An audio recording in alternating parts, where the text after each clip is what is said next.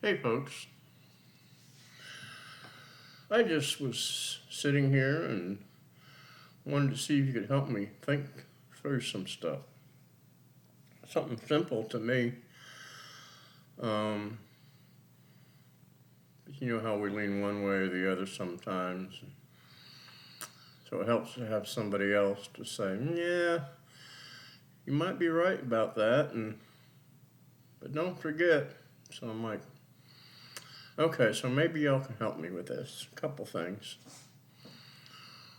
One is we still sing the Christmas songs.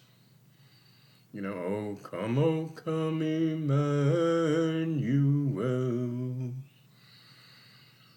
But he's already come. He's done with that part of him coming. And not only that, but he said to remember him when we take communion, so that we remember his death, even though he got up again.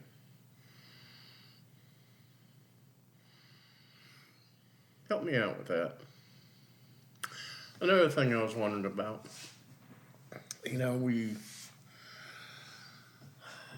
this world and some of the applications, YouTube, Facebook, the social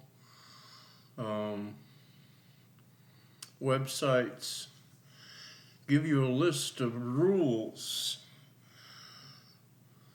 and in that, do they then force us into complicity to change the Word of God, to take away from it, perhaps, or to add something that's not there? Have we become so complicit, sorry about that that no longer affects us and we just automatically go by their rules, and we learn to ignore the Word of God for whose sake?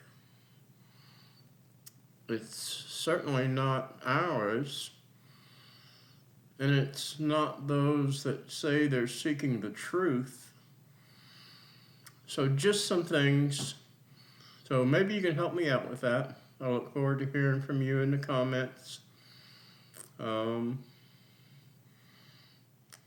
Measure that against the Word of God. Have we changed the written Word of God to apply them, or complicitly change the Word of God to make it more palatable? Something to think about, pray about. And maybe they go, oh, heck, I didn't realize I was doing that. No, I need to start speaking the truth. So some of y'all know exactly what I mean. God bless y'all. I look forward to hearing from you in the comments.